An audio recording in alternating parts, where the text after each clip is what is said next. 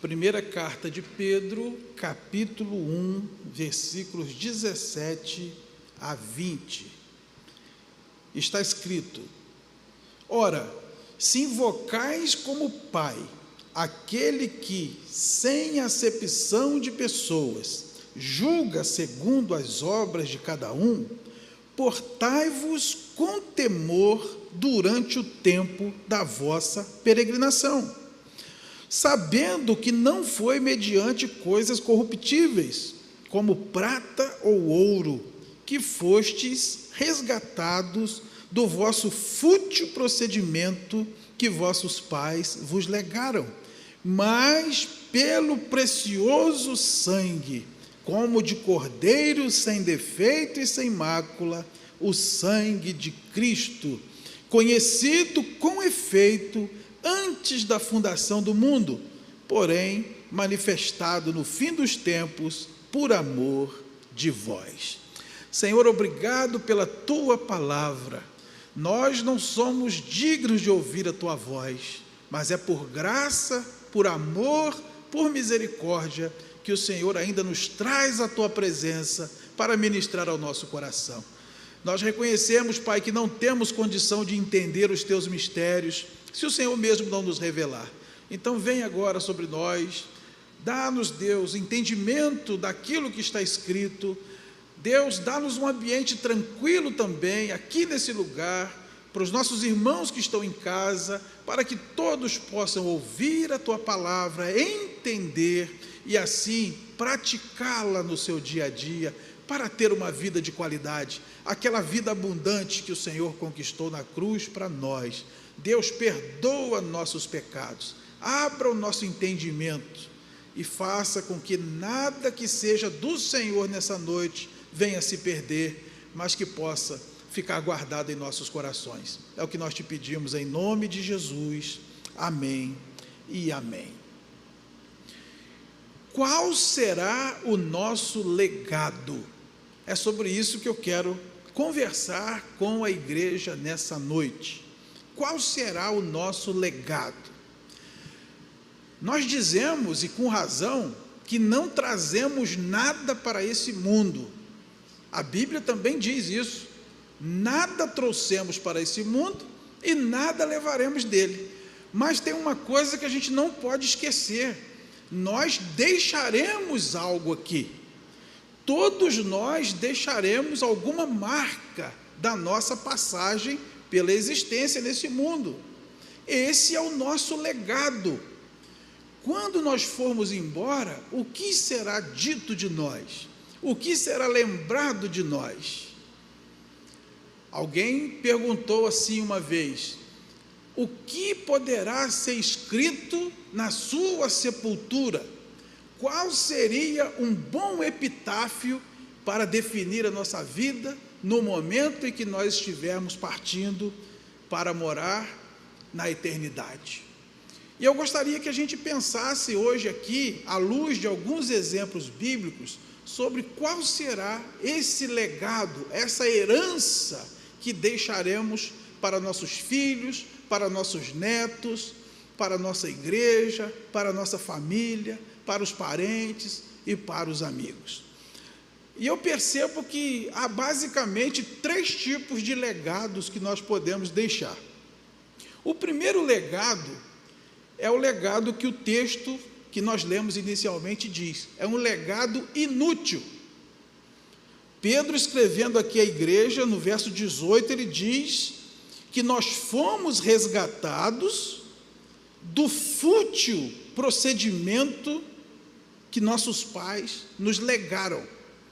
E é a realidade de muitos de nós, que nossos pais nos deixaram como legado um procedimento fútil. Procedimento fútil, no original, significa um modo de viver sem propósito. E essa é a realidade de muita gente. Pessoas que vivem sem nenhuma noção de propósito, sem nenhuma noção de utilidade da vida. pessoas que vivem como se fosse um simples animal, como uma simples planta, que nasce, cresce, envelhece e morre. E vivem à luz daquilo que Paulo escreve lá em 1 Coríntios capítulo 15, comamos e bebamos, que amanhã morreremos. Será que nós, ao partirmos, também deixaremos para trás um legado inútil? Será que nós somos apenas um tijolo na parede? Será que as marcas que nós deixarmos não vão servir para guiar outras pessoas para seguirem os passos de Jesus? Será que o testemunho que vamos deixar não vai servir de luz para que outras pessoas também encontrem a vida em Cristo? Eu gosto muito de um texto que está escrito em Gálatas, no capítulo 2, e eu quero ler com os amados do versículo 1 até o versículo 9, carta de Paulo aos Gálatas, capítulo 2, versículos de 1 a 9. Diz assim, o apóstolo Paulo dizendo: 14 anos depois, subi outra vez a Jerusalém com Barnabé, levando também a Tito. Subi em obediência a uma revelação, e lhes expus o evangelho que prego entre os gentios, mas em particular aos que pareciam de maior influência, para de algum modo não correr ou ter corrido em vão. Contudo, nem mesmo Tito, que estava comigo, sendo grego, foi constrangido a circuncidar-se. E isto por causa dos falsos irmãos que se entremeteram com o fim de espreitar a nossa liberdade que temos em Cristo Jesus e reduzir-nos à escravidão, aos quais nem ainda por uma hora nos submetemos, para que a verdade do evangelho permanecesse entre nós. E quanto àqueles que pareciam ser de maior influência, quais tenham sido outrora, não me interessa, Deus não aceita a aparência do homem, esses digo que me pareciam ser alguma coisa, nada me acrescentaram. Antes, pelo contrário, quando viram que o evangelho da circuncisão me fora confiado, como a Pedro da circuncisão, pois aquele que operou eficazmente em Pedro para o apostolado da circuncisão, também operou eficazmente em mim para com os gentios. E quando conheceram a graça que me foi dada, Tiago, Cefas e João, que eram reputados colunas, me estenderam a mim e a Barnabé a destra de comunhão, a fim de que nós fôssemos para os gentios e eles para a circuncisão, recomendando-nos somente que nos lembrássemos dos pobres, o que também me esforcei por fazer. Li também o versículo 10. Paulo está dizendo aqui que quando chegou aquela igreja, aquelas pessoas que pareciam ser alguma coisa, em nada lhe acrescentaram. Esse é o legado inútil. É quando as pessoas nada acrescentam à nossa vida. E nós poderíamos enumerar centenas de pessoas que passaram por nossas vidas e que em determinado momento pareciam ser alguma coisa, mas que com o passar do tempo não nos acrescentaram nada. Tem até uma brincadeira que se faz, né? De onde menos se espera é que não vem nada mesmo, né? Mas isso é normal. O ruim é quando a gente espera muita coisa. Paulo está dizendo aqui de pessoas que tinham aparência, no entanto nada acrescentaram. E Paulo diz que estava chegando ali cumprindo uma revelação de Deus, em obediência a uma revelação de Deus. E ele então compartilha com pessoas que pareciam ser de muita influência e eles nada acrescentaram. Então essa é a primeira coisa que nós precisamos observar. Qual será o nosso legado?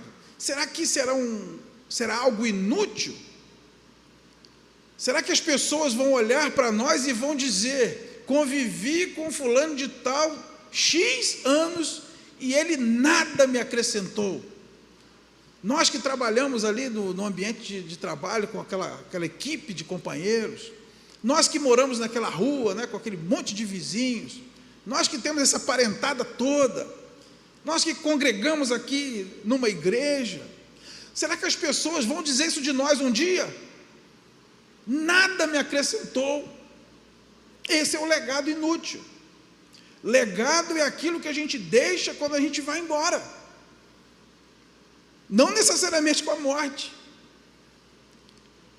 Quando nós deixamos um ambiente de trabalho, deixamos ali um legado. Quando deixamos uma residência, deixamos ali um legado. Quando deixamos uma igreja, deixamos ali um legado. Será que nós vamos deixar um legado que vai servir para o bem daqueles que vêm depois de nós? Não podemos deixar um legado inútil, não podemos deixar um procedimento fútil, uma vida sem propósito, não podemos deixar um legado de hipocrisia, onde as pessoas esperam de nós algo pelo que nós demonstramos, mas no final nós não temos nada para oferecer. O segundo tipo de legado que nós podemos deixar é um legado negativo. O legado fútil, inútil, já é ruim. Agora, e quando nós deixamos ainda um legado negativo, ruim, prejudicial? E quando eu penso nisso, eu preciso retornar lá no Antigo Testamento, no segundo livro das Crônicas, capítulo 21. Talvez esse seja o melhor exemplo bíblico de alguém que deixou um legado prejudicial. Vamos abrir lá, 2 Crônicas, capítulo 21, versículos 16 a 20. Diz assim: despertou, pois, o Senhor contra Jeorão o ânimo dos filisteus e dos arábios que estão da banda dos etíopes. Estes subiram a Judá, deram contra ele e levaram todos os bens que se acharam na casa do rei, como também a seus filhos e as suas mulheres, de modo que não lhe deixaram filho algum, senão Jeoacás, o mais moço deles. Depois de tudo isso, o Senhor o feriu nas suas entranhas com enfermidade incurável. E aumentando esta dia após dia, ao cabo de 2 anos, saíram-lhe as entranhas por causa da enfermidade e morreu com terríveis agonias. O seu povo não lhe queimou aromas, como se fez a seus pais. Era ele da idade de 32 anos, quando começou a reinar, e reinou 8 anos em Jerusalém. E se foi, sem deixar de si saudades. Sepultaram-no na cidade de Davi, porém não nos sepulcros dos reis. Esse é o final da história do rei Jeorão, alguém que morreu sem deixar saudade, deixou um legado terrível. O rei Jeorão, ele era filho de Josafá, esse Josafá que nós vemos aqui no capítulo 20 de 2 Crônicas, tendo aquela grande vitória, um homem de Deus. Ele era neto do grande rei Asa. No entanto, Jeorão escolheu o caminho da maldade. A história dele você pode ler aí no capítulo 21 mesmo de 2 Crônicas. Quando ele foi elevado ao trono, porque ele era o filho mais velho de Josafá, a primeira providência dele foi matar todos os seus irmãos. Está aí no versículo 4 do capítulo 21. Tendo Jeorão assumido o reino de seu pai, e havendo se fortalecido, matou todos os seus irmãos à espada. Esse homem implantou a idolatria no meio do povo de Deus. Olha o que está escrito aí no versículo 11. Também fez altos nos montes de Judá e seduziu os habitantes de Jerusalém à idolatria e fez desgarrar a Judá. Jeorão desviou o povo de seguir ao Deus verdadeiro e seduziu o povo para que eles fossem idólatras. Ao invés de andar nos caminhos dos seus pais e de muitos reis bons de Judá, o verso 13 diz que ele andou no caminho dos reis de Israel, o reino do norte, e induziu a idolatria a Judá, segundo a idolatria de Acabe. E o fim desse homem foi muito triste.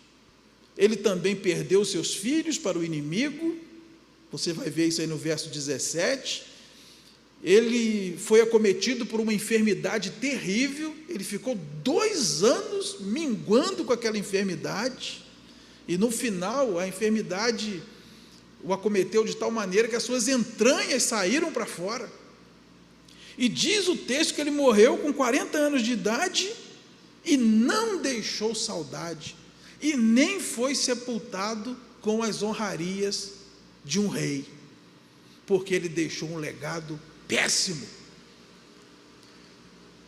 Você já pensou que tristeza, irmãos, a gente partir e alguém dizer assim, já foi tarde, não vai deixar saudade.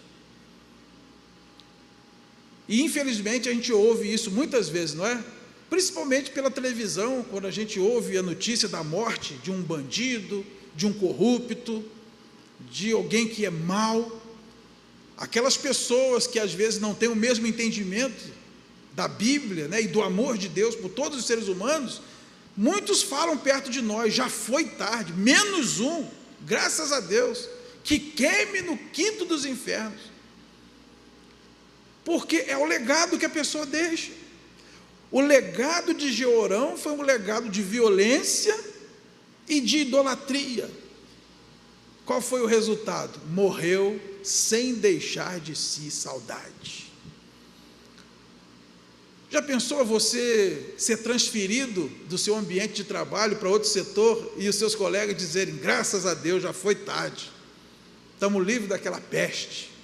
Já pensou você que é pastor, deixar sua igreja para ir pastorear em outro lugar e as pessoas fazerem um culto de ação de graça, dizer, graças a Deus, nos livramos daquela praga, não vai deixar saudade?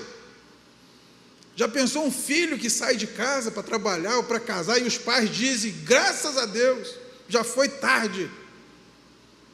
Quantas pessoas, pela vida que escolhe, pelas decisões que tomam, deixam atrás de si legados negativos, e quando partem, não deixa saudade.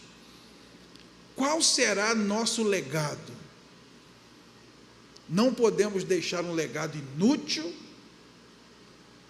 não podemos ter uma vida sem propósito, não podemos nos contentar em ser só um tijolo na parede, não podemos ser aquela pessoa que não fede nem cheira, tanto faz estar como não estar, não faz diferença nenhuma, e muito menos, nós não podemos ser aquela pessoa que deixa um legado negativo, que faz o mal, que promove o mal, e que não deixa saudade quando vai embora. Mas existe um terceiro legado, e esse é o mais importante, é esse que eu quero que os irmãos prestem mais atenção. Nós podemos deixar um legado de bênçãos. Vamos ler o que está escrito em 2 Timóteo, capítulo 1, versículos 3 a 5. Segunda carta de Paulo a Timóteo, capítulo 1, versículos de 3 a 5. Diz assim, dou graças a Deus, a quem desde os meus antepassados sirvo com consciência pura, porque sem cessar me lembro de ti nas minhas orações dia e noite. Lembrado das tuas lágrimas, estou ansioso por ver-te, para que eu transborde de alegria, pela recordação que guardo de tua fé sem fingimento, a mesma que primeiramente habitou em tua avó Lóide e em tua mãe Eunice, e estou certo de que também em ti. Vejam que legado dessa avó e dessa mãe. Uma fé genuína habitou na vida de uma serva de Deus chamada Lóide. Ela deixou essa fé como legado para sua filha, aquela moça chamada Eunice. Eunice seguiu os caminhos da sua avó e deixou para o seu filho Timóteo um legado de fé, uma fé verdadeira, uma fé genuína. E eu, graças a Deus, pude também experimentar algo assim. Eu sou fruto da fé genuína da minha avó Jandirinha, uma mulher que nunca falou uma palavra em público na igreja, nunca cantou uma música sozinha, nunca pregou, nunca deu um testemunho. Ela só sabia ser crente, nunca teve um cargo na igreja, mas desde pequenininha ela levava a mim e as minhas irmãs para a igreja, e lá nós aprendemos as sagradas letras, como aconteceu com Timóteo. Uma fé sem fingimento é um legado extraordinário, e agora esse mesmo Timóteo podia também deixar esse legado para outros. Nós lemos aí no capítulo 2, versículos 1 e 2, Tu, pois, filho meu, fortifica-te na graça que está em Cristo Jesus, e o que de minha parte ouviste através de muitas testemunhas, isso mesmo transmite a homens fiéis e também idôneos para instruir a outros. Olha quantas gerações de discípulos. Aquela avó fez a sua filha sua discípula.